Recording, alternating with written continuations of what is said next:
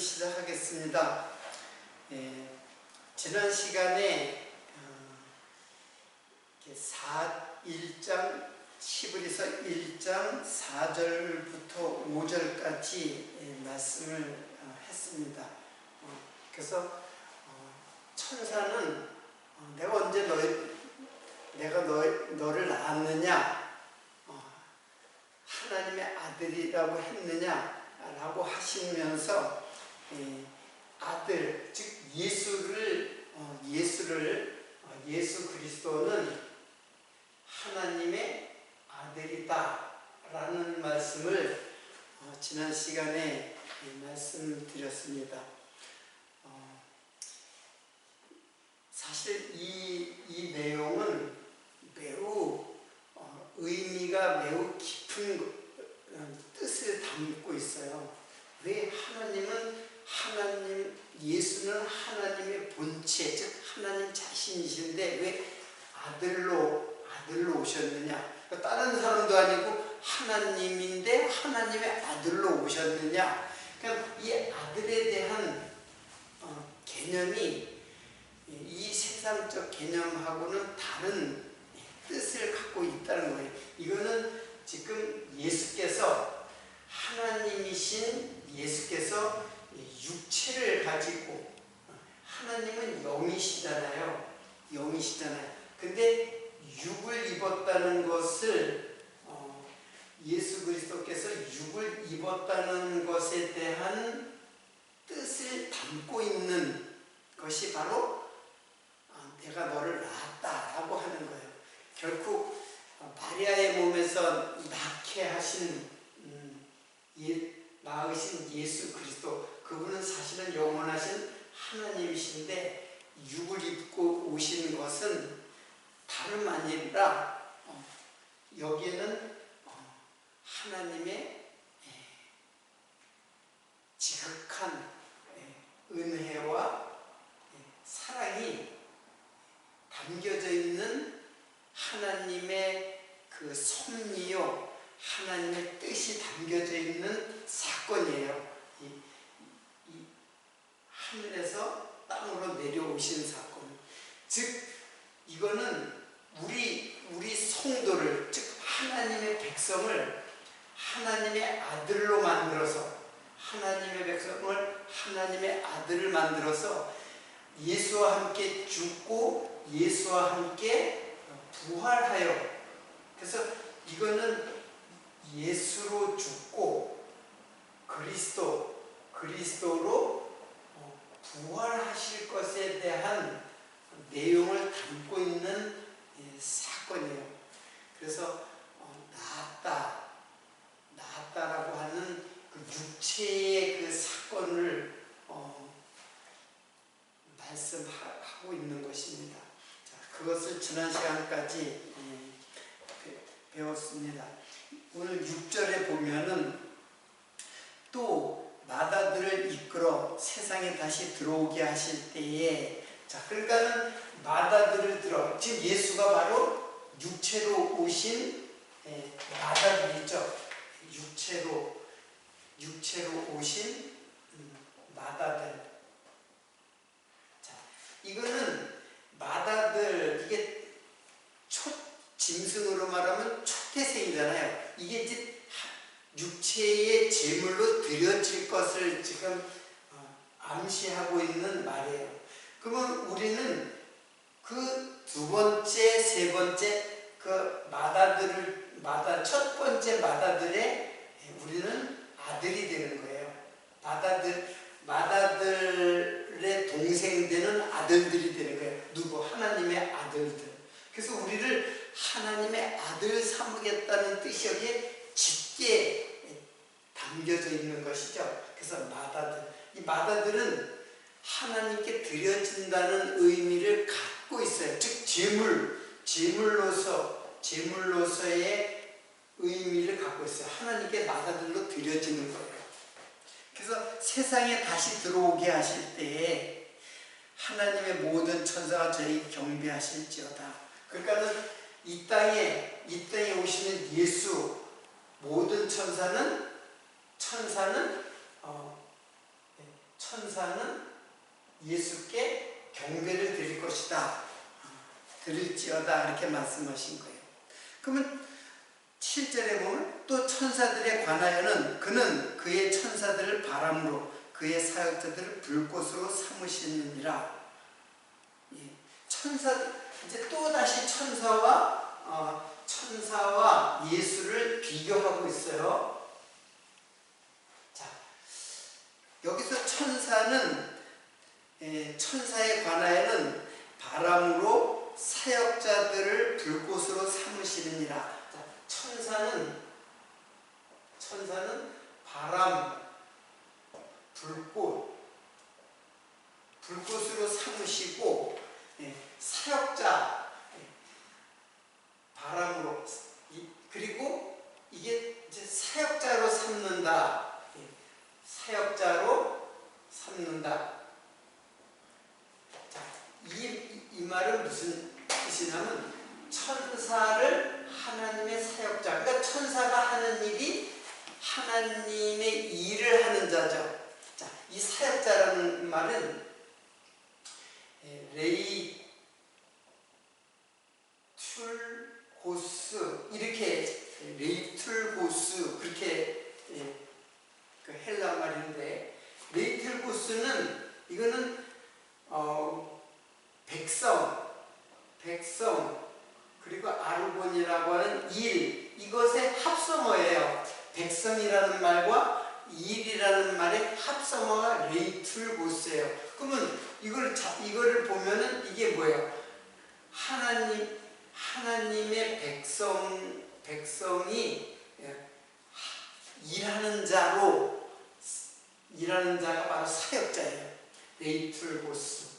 그러니까 하나님의 백성, 즉 하나님의 일을 하는 봉사자 또는 예배자,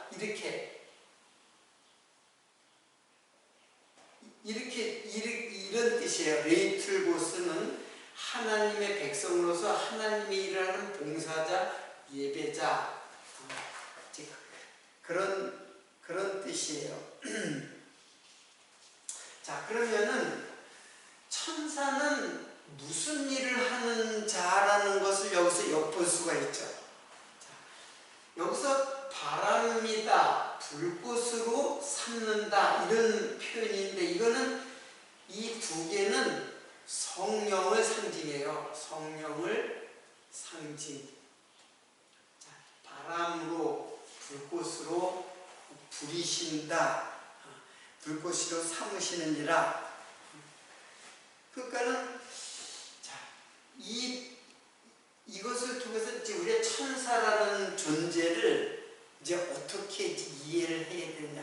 자, 일단은 바람으로 불꽃으로라는 것은 성령을 상징해요. 그래서 천사는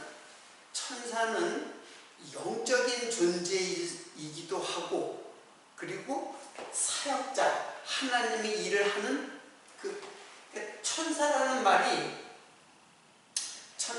말이 이제 이게 천사라는 말이 히브리 말로는 말라키라 그랬잖아요. 말라키라 그랬고, 헬라 말로는 안겔로스 이렇게 얘기한단 말이에요. 말라키라는 말은 이게 말라키는 하나님의 보내신 자, 그리고 말하는 자. 이게 말라키가, 여러분 그 선지자 말라기 있죠. 말라기라는 선지서의 맨 마지막에 말라기 선지자가 있잖아요. 그 말라기 선지서, 말라키가 그 말라키예요. 그러니까는 말라키라는 이름을 가진 말라키예요. 선지자예요. 그러니까는 말라키는 그 선지자인데 천사예요. 그렇죠? 말라키라고 하는 이름을 가진 천사예요. 그러니까 천사와 선지자는 천사가 선지자의 일을 하는 거예요. 그러니까 선지자들은 다 천사들이죠. 무슨 뜻인지 알겠어요? 그래서 히브리 말에 천사를 말라키라고 하는 거예요. 헬라 말은 앙겔로스라고 해요. 이거는 사자, 사신 그런 거예요. 특사. 우리가 대통령이 직접 가지 않고 특사를 보내잖아요. 그런 거예요. 앙겔로스라는 거는 사자, 사신 그런 거예요. 또 한 가지 뜻은 메신저라는 뜻이에요. 메신저라는 말이 바로 이 선지자라는 말과 같은 뜻이죠. 메신저가 뭐예요? 하나님의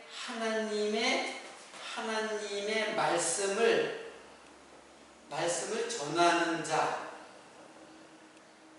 자, 이게 하나님의 말씀 전하는 자가 메신저인데, 이게 앙겔로스인데, 말라키가 그랬잖아요. 선지자가 하나님의 말씀을 전하는 자잖아요. 그러니까 천사는 선지자의 일을 하는 자예요. 선지자는 무슨 자냐? 하나님의 말씀을 입에다가 하나님이 넣어주셔가지고 그 말씀을 전하는 자예요. 자기의 생각이나 자기의 뜻을 전하는 것이 아니라 하나님의 말씀을 전하는 자.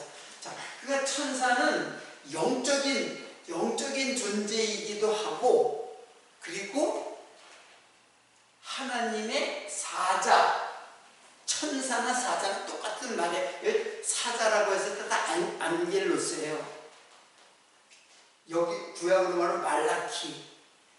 그러니까는 영적인 존재이기도 하고 하나님의 보내신 자, 즉 하나님의 말씀을 전하는 자, 이게 다 천사예요. 그러니까 우리는 천사를 영적인 존재로만 이해를 하죠. 근데 사실은 사람인데 하나님의 보내신 자인데 하나님의 영을 받아서 하나님의 영을 전하는 자, 이렇게 이해를 하면은 되죠. 이게 바로 천사의 하시는 일이고, 그리고 천사라고 하는 존재예요. 자, 그런데 유대인들은 그 천사를 숭배하는 그런 사상이 있었어요. 천사 숭배 사상이라고 하는데, 자, 이제 다 이렇게 천사 숭배 사상. 천사는 하나님의 보내신 자죠. 하나님의 보내신 자예요. 그래서 예수를 경배를 하는 자예요. 예수를 경배하는 자예요. 하나님의 일을 하는 자, 하나님을 경배하는 자, 하나님의 말씀을 전하는 자, 하나님께서 보내신 자, 이게 다 천사가 갖고 있는 뜻이에요. 자, 그런데 하나님의 보내신 자인데 예수를 경배하라고 그랬잖아요. 6절에 보면은 하나님의 모든 천사가 저에게 경배할지라. 자, 모든 천사는 저에게 경배할지어다. 예수에게 경배하라는 거예요. 그런데 유대인들은 이 천사를 경배하는 거예요. 예수를 경배해야 되는데 천사는 예수를 증거자죠. 하나님 말씀 증거자니까는 증거자잖아요. 증거자인데 예수를 경배해야 되는데 천사를 경배하는 거예요. 유대인들은. 왜? 유대인들은 천사 하면은 하늘의 존재로 알기 때문에 하나님에게 가까운 존재다. 그래서 하나님의 거룩한 존재라고 인식하고 천사를 경배해요. 실제로 구약에는 천사들이 나타났어요. 그러니까 천사를 경배한 성경에는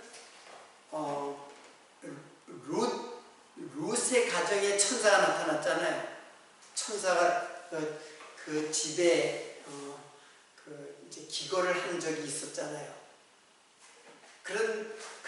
그래서 천사를 영접을 하죠. 그래서 왜 그러냐면 천사는 하나님이 보내신 자라고 생각해서 하늘에서 온 자라고 생각해서 그를 천사를 경배를 하는 거예요. 예수를 경배해야 돼. 예수를 깨닫게 하기 위해서 보낸 자인데, 예수님 말씀을 증거하는 자로 보낸 자인데, 천사를 경배하는 것은 이거는 바로 우상이 되는 거예요. 천사 숭배 사상은 천사가 바로 우상 숭배가 되는 거예요. 자, 그러면 여러분 천사가 어떤 존재인 줄 알겠죠? 하나님의 말씀 증거자, 자, 하나님의 말씀으로 사역하는 자, 하나님의 말씀을 전하는 자, 이게 다 천사예요. 천사적 존재예요. 그러면은 자, 제가 하나님의 말씀을 여러분에게 전하잖아요. 그러면 저는 뭐가 되는 거예요? 천사가 되는 거예요. 그러니까 하나님의 말씀을 전하는 강론, 말씀 강론자, 말씀 사역자, 이들은 다 천사예요. 왜? 하나님의 성령을 받아서 성령의 말씀으로, 성령께 깨닫게 해주시는 말씀으로 전하니까. 물론 성령이 아까 불꽃으로 바람으로, 이게 바로 성령의 사역에 대한 그 상징적 표현이에요. 그런데 성령이 함께 하지 않으면은 그는 천사가 되는 것이 아니죠. 하나님의 말씀을 성령께서 성령의 감동으로 깨닫게 해줘서 하나님의 말씀을 전하면 천사인데, 그렇지 않으면 천사가 아니죠. 자, 그러니까 하나님의 말씀을 강론하는 교회의 그 목사님, 목회자들, 이게 다 천사인데, 하나님의 말씀을 성령으로 깨닫게 해주시는 말씀으로 전하는 자만이 천사가 되는 거예요. 자, 그런데 문제는 이 천사 숭배 사상이 유대인들뿐만 아니라 현대에도 있어요. 현대에도 천사를 숭배하는 사상이 있는 거예요. 자, 그러면 그게 뭐겠어요? 자, 천사는 뭐예요? 말씀, 증거자.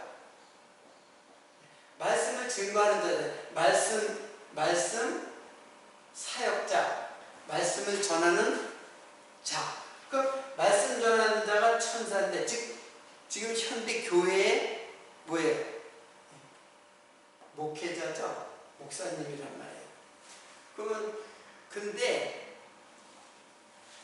목사를 경배하고 목사를 추종하는 할 때가 있어요. 교회에 있다 보면. 왜? 어린 성도들은 목사를 갖다 굉장히 추앙해요.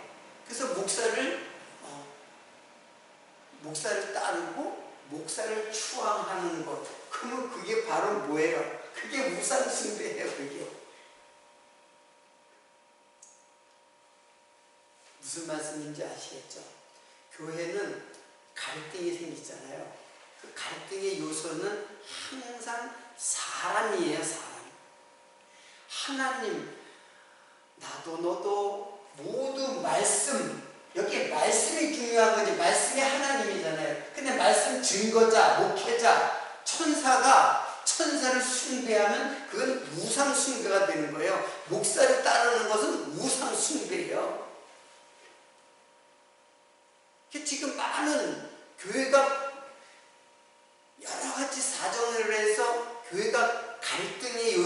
많잖아요. 그게 거기에는 사람이 있는 거예요. 사람인 목사, 장로 뭐 이런 식으로 목사파, 장로파 갈등을 빚는단 말이에요. 왜 사람을 따라요? 사람을 따르는 게 바로 우상 숭배란 말이에요.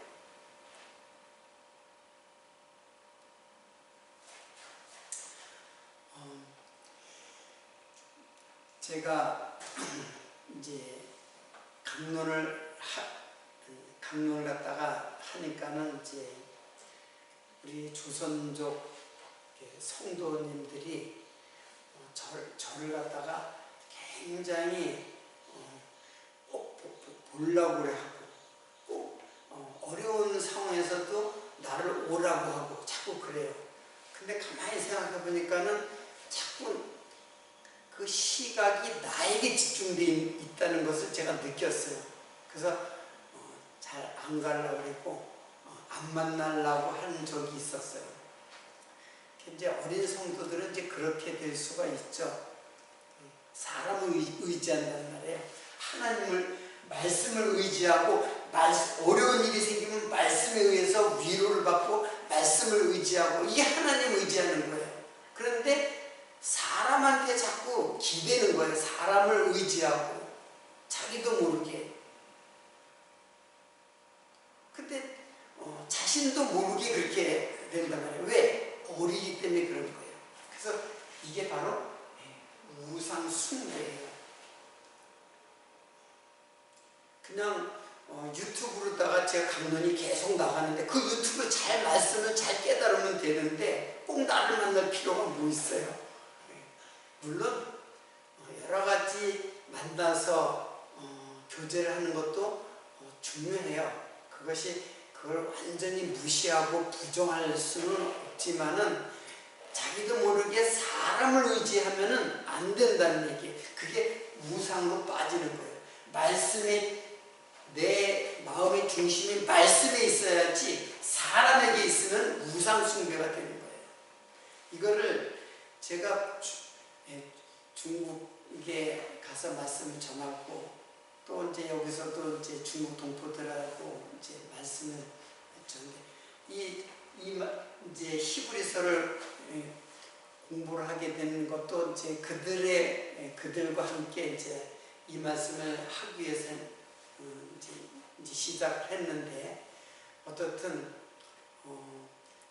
직접 이 자리에 오지 못하더라도 늘 이 말씀의 중심에 도대체 이 말씀이 어떤 말씀인가 하고 이 말씀에 내 마음을 집중하고 간절한 마음으로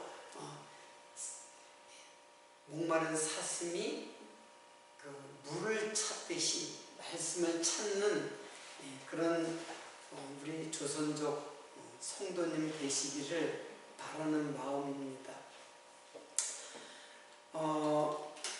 자, 그리고 8절로 넘어갑니다. 자, 8절에는 아들에 관하여는 천사에 관하여는 천사는 이제 바람으로 불꽃으로 사역자로 이제 삼는다 그랬는데 아들에 관하여는 주의 보좌가 영영하며 자 하나님의 주의 보좌가 영영하며 자 이건 지금 천사에 대해서 말씀했고 이제 아들에 대하여 즉 예수님은 어떠한 분이냐 주의 보좌가 영영하며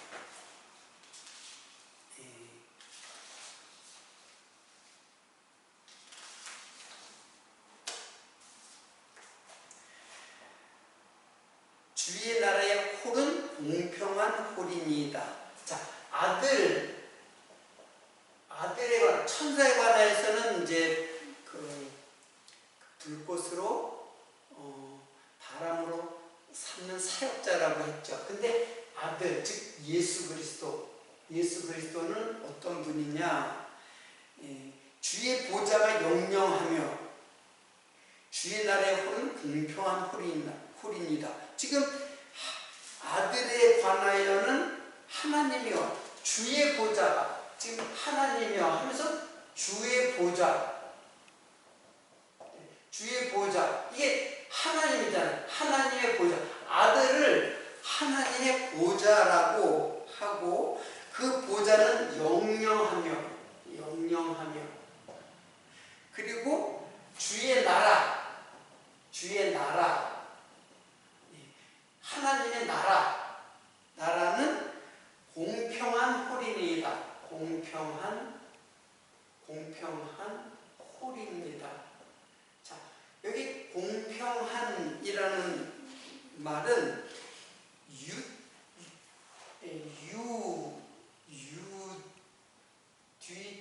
유디테스예요. 유디테스. 이거는 정직하다, 곧다, 곧음, 그리고 올바른 그런 뜻이에요.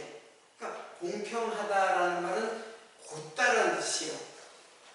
공평하다 그런 조금 뉘앙스가 좀 틀린데 이 뜻은 정직하고 곧고 올바르다 그런 뜻이에요. 자, 이 말은 무슨 말과 같이 사용될 수 있냐면은 이게 바로 디카이오슌의 의예요.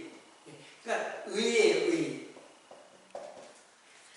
예수 그리스도의 나라는 의의 나라다 그런 뜻이에요. 공평한 나라다. 홀은 이거는 그 왕의 지팡이거든요.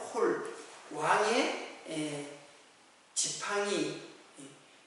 이게 홀은 지팡이라기보다는 왕을 상징하는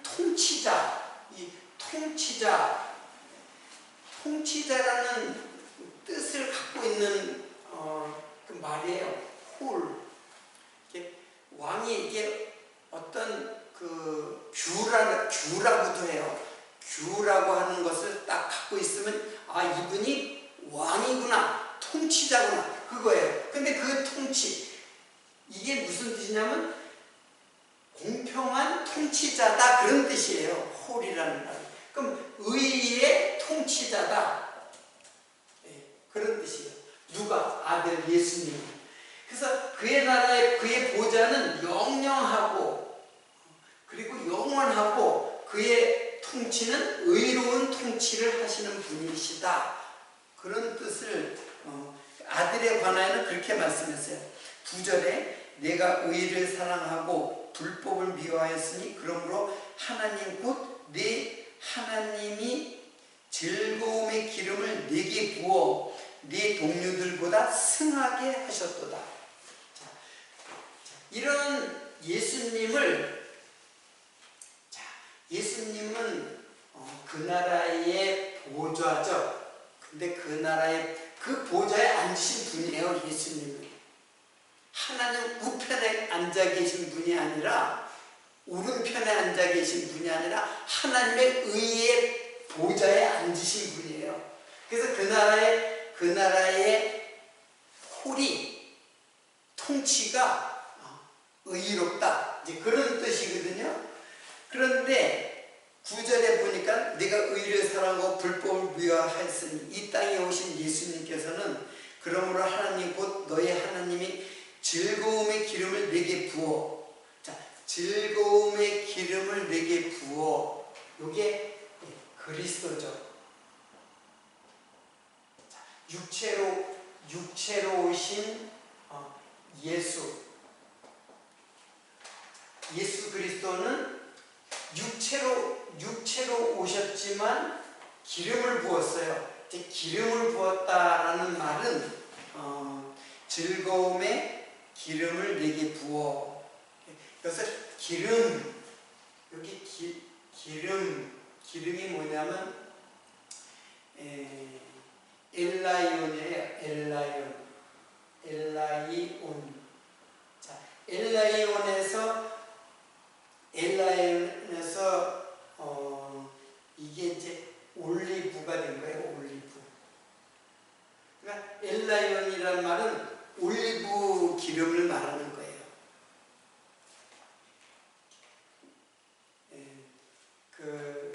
이 엘라이온은 어디에서 사용되냐면 성전에서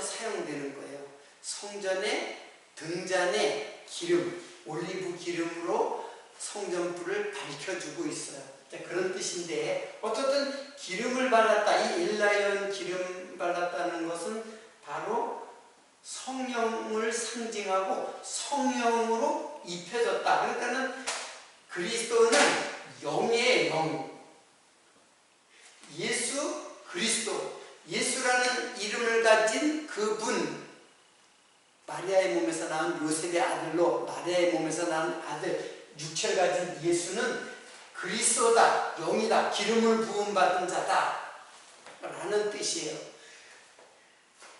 자, 그러니까는 즐거움의 기름을 내게 부어 내 동료들보다 승하게 하셨다. 내 동료들보다, 여기 동료라고 했는데 동료는 메토코스라는데 이거는 친구, 함께 나누는 자, 동반자 그런 뜻이에요.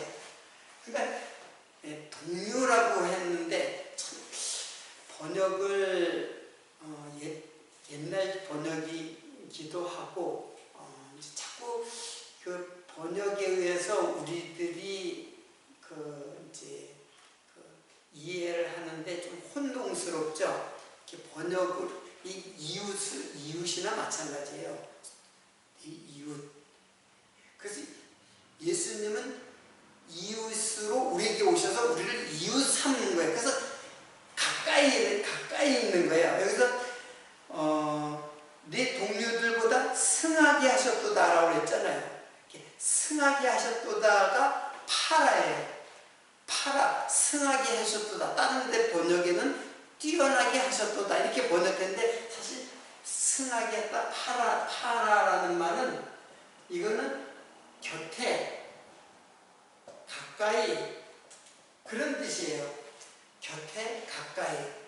지금 이 말은 우리는 동료로서 예수님의 친구가 되고 친구 삼았으니까 나에게 친구로 오셔가지고 나를 친구 삼아서 나도 친구가 된 거예요. 나를 이웃 삼아가지고 나도 예수님의 이웃이 된 거예요. 동반자가 된 거예요. 부부가 된 거예요. 그래서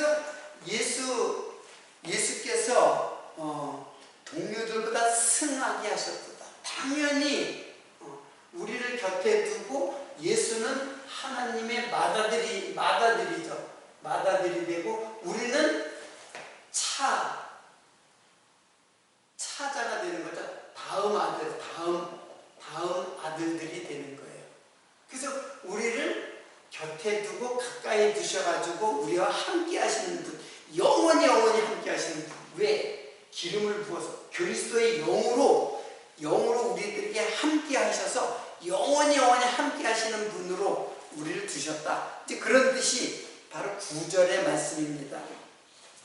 자, 계속해서 말씀을 해석하도록 하겠습니다. 또 주여 태초에 주께서 땅에 기초를 주셨으며 하늘도 주의 손으로 지으신 바라. 자,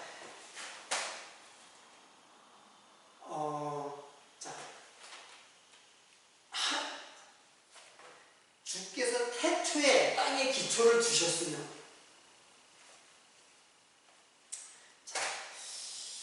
자, 아들을 주의 보호자라고 했는데 이거는 사실은 하늘이죠. 하늘이에요. 하늘. 그리고 땅의 기초. 자, 그 땅의 기초. 땅의 기초는 뭐예요? 하나님이 천지를 창조했다 그랬잖아요. 그러니까 땅의 기초도 창조하고 하늘의 주의 보좌를 영원히 하게 하시는 그 하늘도 다 하나님의 창조예요. 그러면은 땅의 기초를 창조했는데 땅의 모습이 어때요? 창세기에 하나님이 태초에, 창세기 1장 1절, 태초에 하나님이 천지를 창조하시니라. 그리고 두 번째, 땅이 어때요? 혼돈하며 공허하며 흑암이 흑암이 가득하였다라고 했죠. 그러니까 땅에 기초를 지은 거는 혼돈, 공허, 흑암을 가득하게 했는데 이 땅이 무슨 혼돈하고 땅이 무슨 이제 흑암이 가득해요. 지금 환한 낮인데 그런 뜻이 아니라 이거는 땅은 이 인간을 말하는 거예요. 인간. 그러니까 인생들은 다 혼돈과 공허와 흑암, 이게 인생들의 마음을 그렇게 창조했다는 것을 표현한 거예요. 그래서 땅의 기초를 두셨으며, 그리고 주의 손으로, 하늘도 주의 손으로 지은 바라. 하늘도 주의 손으로 어떻게 했어요? 지은 바라. 이것도 다 짓고 이것도 다 지었어요. 하늘과 땅. 자, 근데 여러분 잘 알다시피 땅은 하나님의 발등상이라 그랬죠. 자, 하늘은 하나님의 보좌라고 했어요. 그리고 땅은 하나님의 발등상이라고 했어요. 자, 이게 뭐예요? 발등상은 발을 놓는 상이에요. 자, 발등상이란 말은 발을 놓는 상이라는 뜻인데, 푸스 휘포 포디온 그래요. 발등상, 이게 푸스 휘포 포디온 이렇게 얘기해요. 이게 뭐냐면 발. 그래서 요거는 발 아래라는 뜻이에요. 발 아래. 그래서 발 아래 둔다 그런 뜻이에요. 자, 이 말은 무슨 뜻이냐면 땅에 기초를 두었다라는 것은 하나님이 이렇게 창조하시고 이것을 발로 밟는 것을 말해요. 자, 이거는 인생이고, 자, 여기는 하나님이고 여기는 인생이잖아요. 그리고 여기는 하늘과 땅은 어떻게 되냐면 여기는 흑암이에요. 흑암. 이거는 빛이고. 그래서 어둠의 권세를 잡은 자, 어둠의 권세, 공중 권세 잡은 자 뭐예요? 사단이죠. 사단. 뱀이잖아요. 뱀. 그래서 뱀을 발등상 푸스 휘포포디온, 이거는 발 아래 두다 그런 뜻이거든요. 발등상이란 말이. 그러면 사단과 뱀을 어떻게 했어요? 자, 창세기에 뱀의 후손은 여자의 후손의 발꿈치를 상한다 그랬고, 이 십자가에 돌아가시는 거거든요. 자, 이게 적으면 더 좋은데, 자, 이거 적을게요. 자, 여자의 후손, 이거는 뱀의 후손. 여자의 후손은 뱀의 머리를 상하게 하고, 뱀의 후손은 여자의 후손을 발꿈치를 상하게 한다. 자, 이 여자의 후손이 바로 예수 그리스도잖아요. 예수 그리스도께서 뱀의 머리를 밟는다, 발 아래 둔다. 그런 것이 땅은 하나님의 발등상이요라는 말의 뜻이에요.